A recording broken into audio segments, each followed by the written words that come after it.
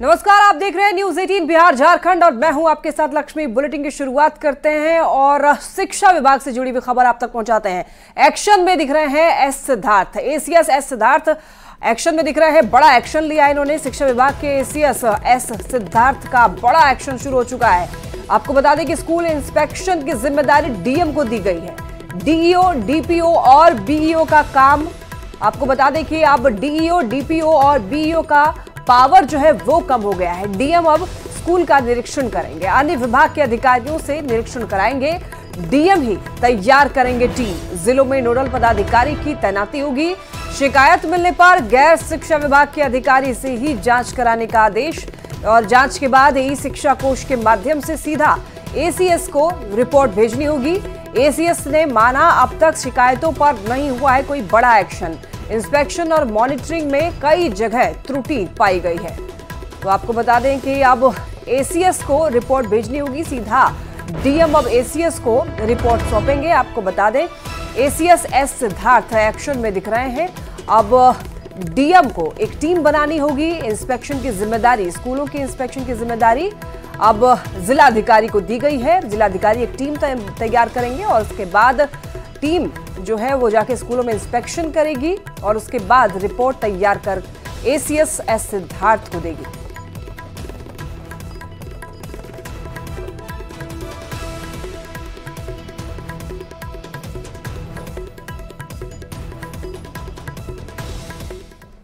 बिहार के शिक्षा विभाग के अपर मुख्य सचिव पद से के पाठक की छुट्टी कर दी गई है और पाठक की जगह एस सिद्धार्थ एजुकेशन डिपार्टमेंट के नए बॉस नियुक्त किए गए हैं।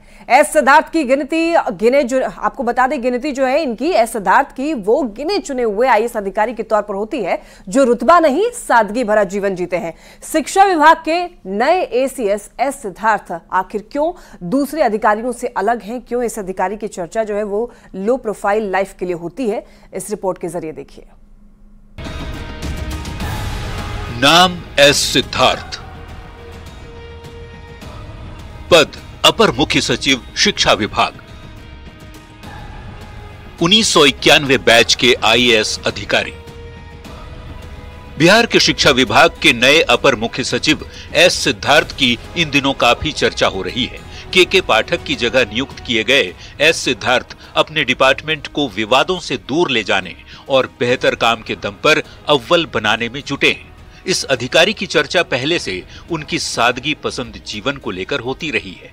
आम पब्लिक की तरह पटना की सड़क पर कभी रिक्शे से चलते, कभी अपनी आईएएस पत्नी संग बाइक से सफर करते, कभी सब्जी की दुकान पर आम लोगों की तरह खरीदारी करते, तो कभी सड़क किनारे नाई की साधारण सी दिखने वाली सैलून में हेयर कट कराते।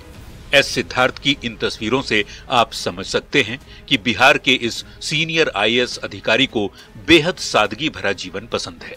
मूल रूप से तमिलनाडु के रहने वाले एस सिद्धार्थ ने आईआईटी दिल्ली से कंप्यूटर साइंस में इंजीनियरिंग और सूचना प्रौद्योगिकी में डॉक्टरेट की डिग्री हासिल की है। यही नहीं, सिद्धार्थ ट्रेंड पायलट भी हैं।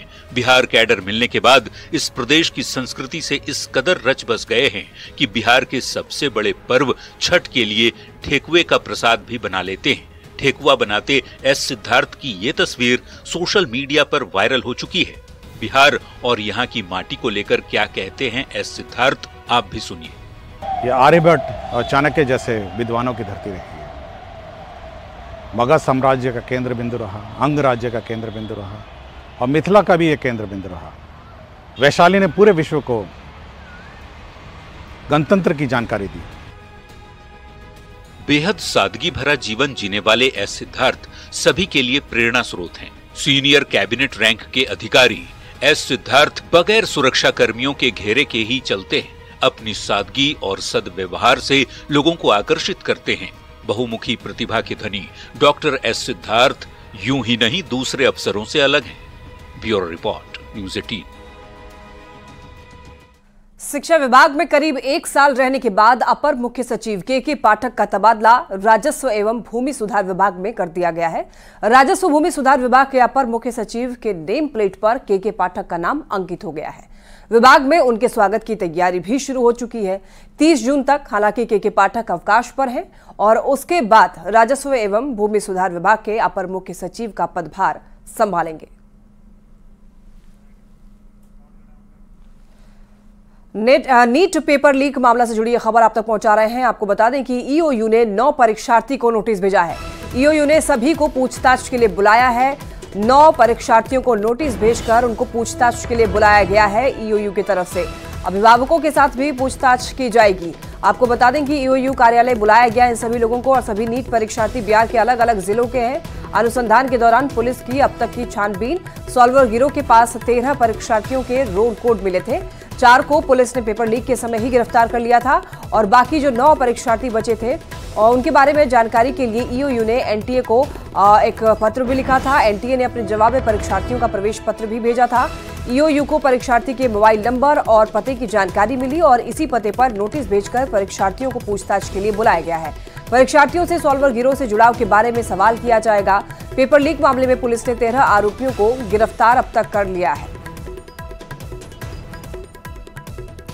और न्यूज 18 की खबर पर एक बार फिर से मुहर लगी है। सक्षमता परीक्षा 2 की तिथि का ऐलान हो गया है। 26, 27 और 28 जून को सक्षमता परीक्षा 2 का आयोजन किया जाएगा।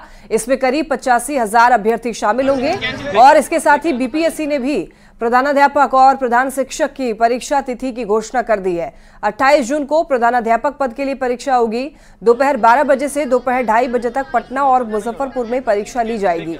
150 अंक की परीक्षा में नेगेटिव मार्किंग का प्रावधान नहीं रखा गया है। वहीं 29 जून को प्रधान शिक्षक पद के लिए परीक्षा होगी। बिहार के 13 जिलों में परीक्षा का आयोजन किया जाएगा। समस्तीपुर से एक बड़ी खबर। स्वतंत्रता सेनानी सुपरफास्ट एक्सप्रेस पर पथराव की खबर सामने आ रही है। आपको बता दें कि ट्रेन के B6 बोगी की खिड़की जो है वो टूटी है। असामाजिक तत्वों ने पथराव किया है। जयनगर से नई दिल्ली की ओर ये ट्रेन जा रही थी। आपको बता दें इस पथराव में एक बच्चा जो है उसको चोट आई है, साथ ही साथ 2 और लोग हैं जिन्हें चोट आई है। दरभंगा ककरघटी के बीच पथराव का मामला सामने आया है। हालांकि आपको बता दें कि इस मामले को लेकर के अब प्रशासन के संज्ञान में ये मामला है। अब छानबीन की जा रही है। जयनगर से नई दिल्ली की ओर ये ट्रेन जा रही थी। पथराव किया गया इस ट्रेन पर और पथराव के दौरान आपको बता दें कि एक बच्चे को चोट लगी है, 2 और यात्री हैं जो कि घायल हो गए हैं। कहाँ से कहाँ जा रहे हैं? जयनगर से दिल्ली जा रहे हैं। क्या घटना हुई है? पत्थर मारा शीशे के ऊपर। सीट पर बैठे मेरे बच्चे, उसमें आँख में शीशा लगा है। शीशा टूट के आगे गया हुआ है। कोई सुविधा नहीं है। अभी आया है। क्या बोल रहे हैं मेडिकल टीम वाले? बोले यहाँ बच्चे उतारो, यहाँ हॉस्पिटल ले चलो। क्या दिक्कत क्या हो रहा है आपको? शीशा गिर गया। शीशा गिर गई है। इलाज करवाना है इनका। कहाँ से कहाँ जा रहे थे? हम गाड़ी दिल्ली जा रही है। जयनगर से गाड़ी पकड़े दिल्ली जा रही है। दिल्ली जा रहे थे। हाँ।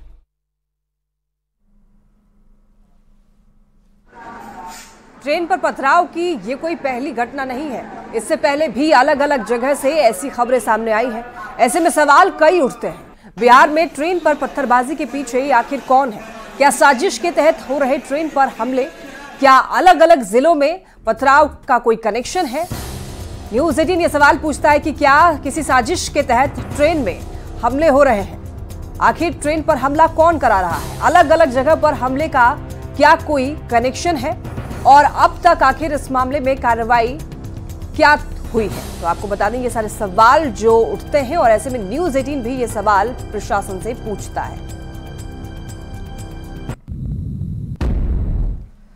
पूर्णिया सांसद पप्पू यादव ने खुद की जान का खतरा बताया है। पूर्णिया में सांसद पप्पू यादव ने तेजस्वी यादव का नाम लिए बगैर निशाना साधा है। पप्पू यादव ने पूर्व विधायक और कुछ व्यवसायियों पर निशाना साधते हुए कहा है कि कुछ लोगों ने मिलकर उनके खिलाफ साजिश रची है और उन्हें झूठे रंगदारी के केस में फंसाया जा रहा है। पप्पू यादव ने कहा है कि उन्हें मरवाने के लिए भी साजिश रची जा रही है। 2 बिजनेसमैन है जो इसमें षड्यंत्र में सारे नेता इन्वॉल्व हैं, सारे कुछ पदाधिकारी बिजनेसमैन इन्वॉल्व है। यहां से पटना तक इन्वॉल्व है। पटना में बड़े नेता इन्वॉल्व हैं। बड़े नेता के कोटे पर मीटिंग भी, यहाँ के कई पूर्व जनप्रतिनिधि लोग उनको लेके गए। कई 2 बिजनेसमैन है जो इसमें साथ इन्वॉल्व है। तो आप जितनी साजिश करना हो कर लीजिए। मरवाने की साजिश हो रही है वो भी कर लीजिए। मैं जिंदा जब तक हूं तब तक नहीं छोड़ूंगा। आप लोगों ने पूर्णिया कोसी सीमांचल की जनता के साथ जाति की है। आप लोगों ने जनता को लूटा है, आप लोगों ने जनता पर बोझ दिया है। नहीं छोड़ूंगा, हमें कोई मलाल नहीं है। जितना साजिश रचना हो रचिए आप। हमारी लड़ाई माफिया के खिलाफ है, ब्रोकर के खिलाफ है, दलाल के खिलाफ है, भ्रष्टाचारियों के खिलाफ है। हमारी लड़ाई मेडिकल सिस्टम के खिलाफ चलने वालों के खिलाफ है और ये जंग जारी रहेगा।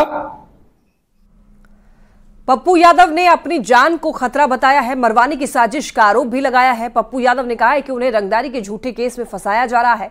पप्पू यादव के इस बयान से अब सियासी बवाल मच गया है। पूर्णिया से एक मामला निकलकर सामने आया है। पूर्व सांसद पप्पू यादव पर रंगदारी मांगने का आरोप लगाया गया है। पुलिस के लोग लगातार तफ्तीश कर रहे हैं। उधर पप्पू यादव जी ने भी अपना पक्ष रखा है। ये नीतीश कुमार जी का शासन है, न किसी को फंसाया जाता है न किसी को बचाया जाता है। पूरे मामले की गहन तफ्तीश होगी और निश्चित रूप से जो भी लोग इसमें शामिल होंगे उन पर कार्रवाई सुनिश्चित की जाए। सांसद पर जब आरोप लगा है, इसकी गंभीरता से लेना चाहिए प्रशासन को और जांच करनी चाहिए और जांच के बाद ये निर्णय करना चाहिए कि ये सही है कि गलत है। लेकिन अगर किसी व्यक्ति के द्वारा किसी को फंसाने के लिए, वो भी सांसद को फंसाने के लिए अगर कोई जानबूझ के केस किया गया है तो ये दुर्भाग्यपूर्ण है। इसके कड़े शब्दों में निंदा की जानी चाहिए। पप्पू यादव माननीय सांसद हैं और माननीय सांसद को किन्हीं कारणों से, राजनीतिक कारण भी हो सकते हैं, पर किन्हीं कारणों से अगर ऐसा लगता है कि कहीं कोई बात है तो उसकी आधिकारिक जानकारी वो बिहार की सरकार को दें। पप्पू जी, बिहार में तो आम आदमी भी सुरक्षित है। बिहार में लॉ एंड ऑर्डर का शासन है और माननीय सांसद की तो पूरी की पूरी जिम्मेदारी बिहार की सरकार की है। आप निश्चित रहें। देखिए, जो आरोप वो लगा रहे हैं तो वो उसमें क्या सत्यता है नहीं है, कानून अपना काम करेगा। और जिस पर वो आरोप लगा रहे हैं, जिनके ऊपर उनका आरोप है, उनके परिवार के शासन को तो इस बिहार ने भोगा है। तो लोग सब समझ रहे हैं, इत्मीनान रहें, कानून का राज है, कानून का डंडा सब पर समान रूप से चलेगा। पप्पू यादव के आरोप पर आरजेडी की प्रतिक्रिया भी सामने आई है। आरजेडी प्रवक्ता एजाज अहमद ने कहा है कि पप्पू यादव को सरकार और कानून को काम करने देना चाहिए, बेवजह के आरोप लगाने से बचना चाहिए। इस मामले में सरकार और पुलिस प्रशासन देखने का काम कर रही है और पुलिस प्रशासन ही बताएगी कि क्या मामला है। लेकिन राजनीतिक बयानबाजी किसी को बदनाम करने के लिए और किसी को टारगेट करने के लिए अगर दिया जा रहा है तो ये उचित नहीं है। पप्पू यादव दे रहे हैं, ऐसा लग रहा है। भाई, पुलिस को काम करने देने। पीएम नरेंद्र मोदी के नेतृत्व में नई सरकार के गठन के बाद बिहार को विशेष राज्य का दर्जा दिए जाने पर राजनीति सुलगने लगी है। आरजेडी बिहार को विशेष राज्य का दर्जा दिलाने के बहाने नीतीश कुमार पर निशाना साध रही है, तो बीजेपी और जेडीयू इस मुद्दे को लेकर आरजेडी पर बेवजह राजनीति करने का आरोप लगा रही है। इस बार एनडीए की सरकार है और हर लोग कहा करते थे कि जब मौका आएगा तो हम बिहार को विशेष राज्य का दर्जा, विशेष पैकेज दिलाने का काम करेंगे। आज स्थिति और परिस्थिति अनुकूल है। जी तेजस्वी प्रसाद यादव ने स्पष्ट रूप से कहा कि सुनहरा मौका है, आप किंग मेकर की भूमिका में हैं। पहला बिहार को विशेष राज्य का दर्जा मिले, विशेष पैकेज मिले। बिहार को क्या क्या मिलेगा, क्या कैसे कैसे होगा, ये सब हमारी स्ट्रेटजी का पार्ट है, हमारा एजेंडा तय है। अगर राष्ट्रीय जनता दल को ये लगता है कि ये माकूल समय है तो उनको बिहार की 13 करोड़ जनता को ये जवाब देना चाहिए कि आपने बिहार की दौलत को क्यों लूटा, लेकिन बिहारियों का जो हक है वो मिलेगा, वो जिस शक्ल में मिले अभी ये कहने की जरूरत नहीं। जब लालू यादव किंग मेकर की भूमिका में थे और केंद्र की सरकार में मंत्री थे और बिहार के अंदर भी उनकी सरकार थी, तो उन्होंने क्यों बिहार को विशेष राज्य का दर्जा नहीं दिलाया? जैसे पिता ने ठगा वैसे बेटा ठगने का काम कर रहा है। केंद्र की सरकार एनडीए की मजबूत सरकार है, निश्चित रूप से बिहार को का विशेष ध्यान इस सरकार रखेगी। स्पेशल ट्रीटमेंट तो चाहिए ही। यदि बिहार को गुजरात और महाराष्ट्र बनना है तो अपने संसाधन से तो होगा नहीं, तो ये मांग भी उचित है। और नीतीश कुमार ने तो इसको अपनी पार्टी का पॉलिटिकल एजेंडा ही बनाया, फिर सभी दलों का एजेंडा रहा है। असेंबली काउंसिल से प्रस्ताव पारित करके गए। लेकिन एक बात गौर करने की बात होगी, नीतीश जी जब सत्ता में होते हैं ना, तो ये मांग थोड़ा उस हिसाब से नहीं चलती है। केंद्रीय लघु उद्योग मंत्री जीतन राम मांझी ने लालू प्रसाद पर अब तक का सबसे बड़ा आरोप लगाया है। मांझी ने लालू प्रसाद की सरकार में मुख्यमंत्री आवास पर किडनैपिंग की पंचायती का आरोप लगाया है। और मांझी ने यह भी आरोप लगाया है कि आरजेडी सरकार में अपराधियों से मुख्यमंत्री आवास में नेगोशिएशन होता था। और मांझी के आरोप पर अब बिहार की सियासत और ज्यादा गर्मा गई है।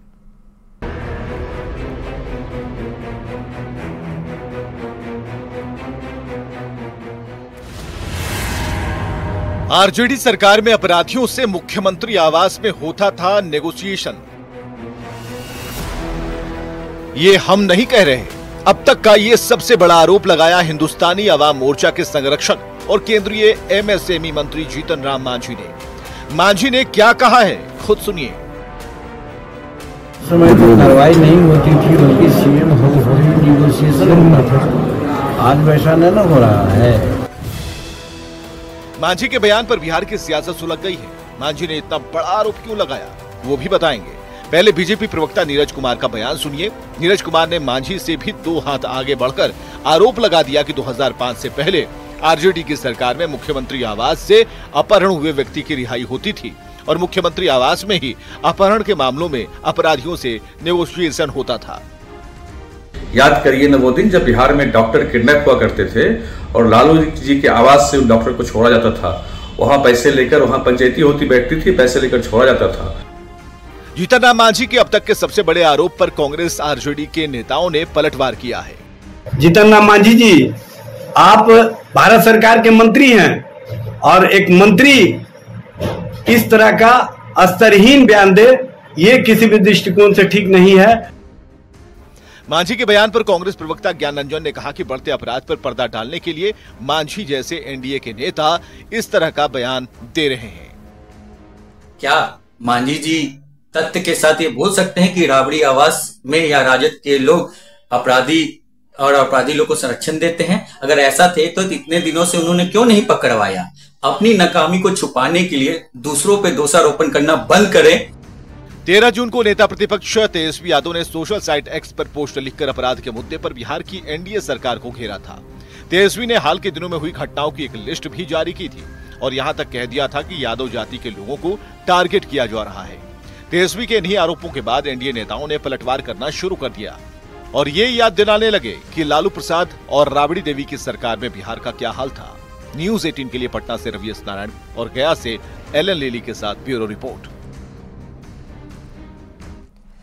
तेजस्वी यादव के बिहार में लॉ एंड ऑर्डर और यादव समाज के लोगों को ही हो रही हत्या के आरोप पर सियासत जारी है।